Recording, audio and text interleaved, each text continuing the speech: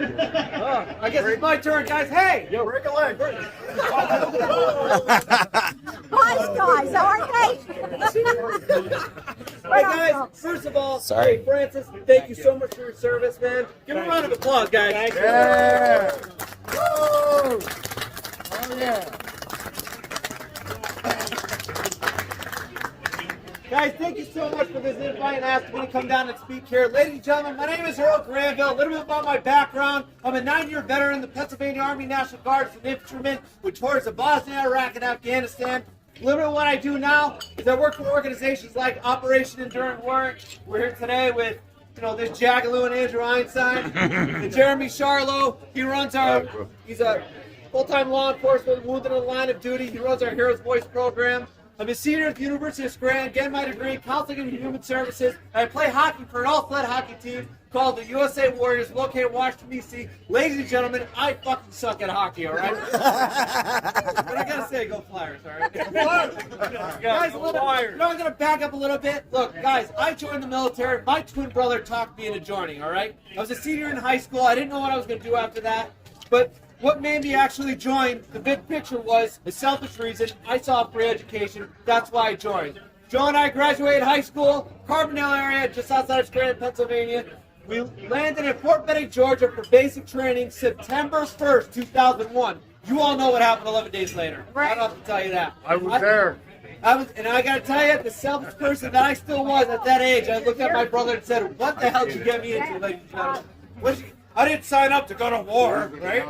Sounds ridiculous, you know what I mean? But that's just who I was at the time. Joe and I, we ended up going to Bosnia. Nice, easy deployment. You guys familiar with what's going on over there? In the late 90s, early 2000s.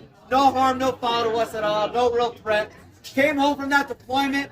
Being that we're National Guard, I enrolled into Lackawanna College. We then got a warning order for Iraq, volunteer mission. I was going to stay back, but my twin brother Joe decided to go, so I thought I'd go as well. And ladies and gentlemen, I have to say, that was the best decision I ever made. What do I mean by that? When I first joined the military, I made it about me. What can I get out of this? Going to Iraq, seeing the big picture in those dangerous situations, becoming an NCO, I realized this isn't about me. It's about us. Being a part of something bigger than myself. I loved it so much. Joe and I both wrapped our contracts over there. Came home from that deployment. I rolled back into school, got my associate's degree. Moving forward, I didn't know what to do next. I decided to get more education. We got another warning order for a volunteer mission. This is Afghanistan. On this deployment, I decided to go. Joe, he stayed back. He's our family man. He asked me not to go. Why don't you stay back and go together in the future? Sorry, dude, cut this cord. Off I went to Afghanistan, got promoted to staff sergeant. We're on a 3-day mission over there, and I was escorting a civil affairs officer named Major Haggerty. He wanted my seat in the Humvee, being in charge of the vehicle. Hey, you want that seat? By all means, man. I'll be your gunner. How's that sound? Sounds great.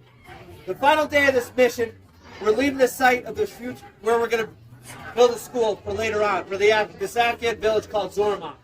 On the way back, I remember being on the headset, new route we're on, beautiful area we were in, and I said to my guys in the vehicle, who the hell is watering their grass in Afghanistan? Big, beautiful area. You guys over there before? It's just like dirt and rocks and stuff like that. Nice, beautiful area. And I just came over the headset how nice it was and how I acknowledged that. The next thing I remembered, I saw nothing but black. You know when you put your head underwater and there's like a faint noise you hear? Like clog your ears for a second. Right. That's the best way to describe what I was hearing at the moment. And I felt the momentum. And I said to myself, in my mind, what the fuck is going on right now? When I came to big, beautiful sky. It's like 2:30 in the afternoon over there. Why am I looking at the sky? Holy shit, why am I on the ground? My feet are backwards and I'm covered in blood. Oh my The God. Humvee to my left is completely destroyed. We just hit a roadside bomb. All I tried to do was assess the situation, try to stand up. Is anybody else killed? Are we under attack right now? What is exactly going on? I couldn't stand up. I just started to panic. I was completely worthless to everybody around me. Finally, my medic got to me and he started working on me. Doc, how's everybody else doing? We're doing fine, they're doing good. We're going to get you out of there. They put me on a litter and they carried me over behind one of our vehicles for cover.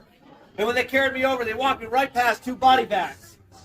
In those body bags was Major Scott Haggerty, the gentleman who took my seat that day. It's why I'm still here talking to you. And also my buddy, Specialist Derek Holland, he was driving the vehicle that day. Derek was only 20 years old. Oh my God. So what do I have to complain about? I got lucky, right? Yep. Moving forward.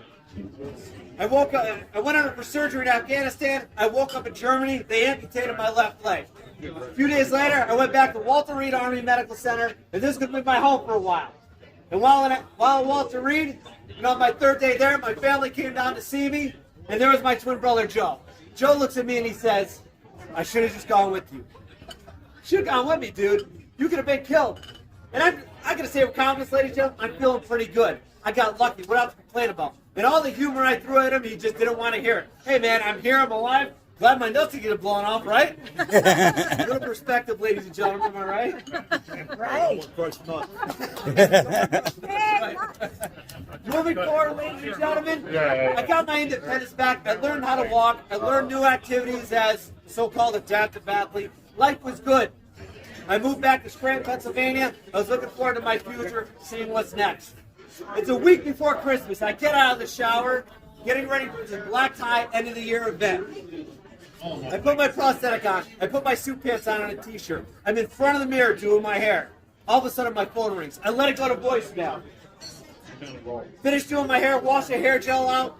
I look at my phone, I see it's my mom. I listen to her voicemail. She says, you need to call me immediately. Hold on, buddy. Hold on. You need to call me immediately.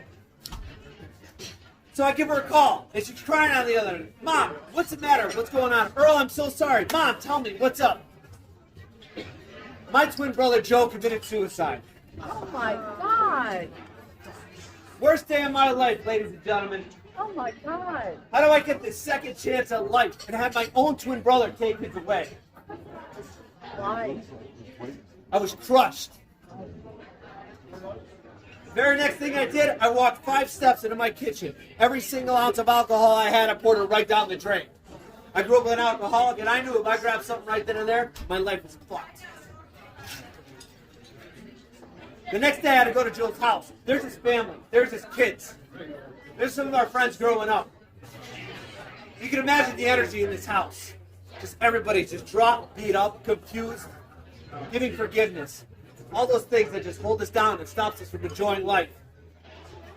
And I gotta tell you, it hit me hard just seeing everybody like that. And my life just started to go downhill. How did I get this second chance at life and have my own twin brother take his away? One of the biggest things that really helped me, ladies and gentlemen, I'm gonna cut this short now. One of the biggest things that helped me out, ladies and gentlemen, was I started getting active again, being a part of my community, work for charities like Operation Enduring Warrior, the Oscar Mike Foundation, Warrior Strong. I started being a leader in my community once again because I learned after we take that uniform off, that doesn't mean we don't have to stop serving our country.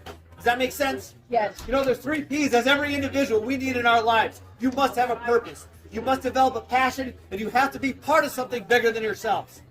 Purpose, passion, part of something. The recipe to find those 3 P's, ladies and gentlemen, a good attitude. Okay? Stepping out of your comfort zone. And number 3, that's everyone here today, it's community. And that's what all of you are doing right now.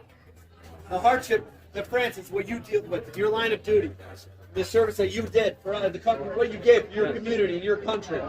It's now up to us as a community to help carry that wave of adversity when those times gets hard for in our lives to find those 3 P's once again. The weight of adversity, ladies and gentlemen, it doesn't need to hold you down. And that's what this is right here. Guys, what this is Cindy the Cinder Block.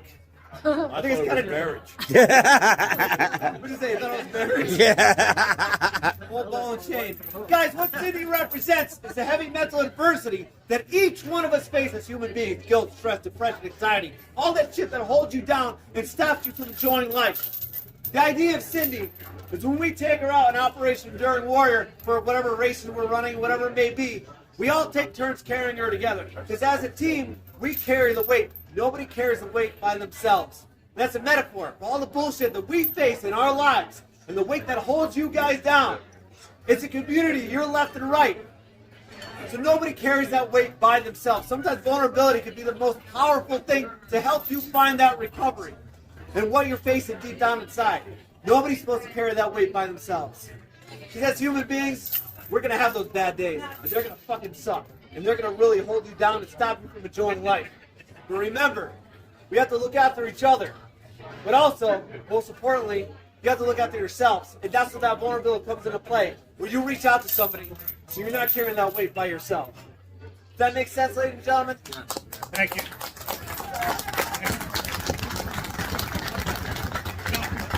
Hey, once again, ladies and gentlemen, Francis, thank you so much for everything, my friend. Thank you so much, dude. Hey, remember why we're here today. Remember what your donations are going towards. One second. And one more thing. I got a little something from my buddy here, Andrew Einstein. This is the first time that I actually don't have to explain his story behind this leg. This is his leg. Well, it's mine now. This is my giving leg. And today we are here for Francis. We get to drink out of this later, but first we have to reach into our pockets, reach into our hearts, and fill this up with cash for our brother who sacrificed his all for our safety and our freedom. All right? You heard our story. Francis, your story doesn't end. It continues because you're going to continue to serve. You're not part of our family. We are one family. So everybody, for Francis, let's fill this leg up. Once it's full of cash, then we get weird and party. Let's go.